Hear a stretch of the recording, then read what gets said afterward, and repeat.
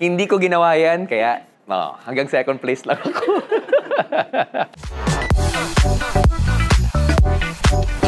Ang advice ko sa lahat ng mga celebrity na papasok sa loob ng bahay ni Kuya, kung gusto nyo manalo, unang-una pa lang, siguro mga week 1 to 4, medyo lay low lang kayo. Week 5 hanggang gitna, maghanap ka na ng love team. Tapos, hanggang dulo, pag dulo na, dun ka medyo mang-away. Tapos bawiin mo. Ayan, mang-gaslight ka para ikaw manalo. Yan ang advice ko para maging big winner.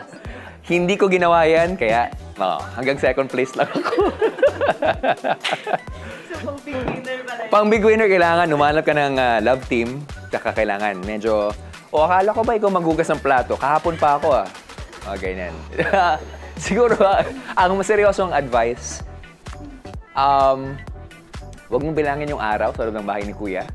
Pero, bilangin mo yung pagkakataon para ipakita kung sino ka talaga. Yun.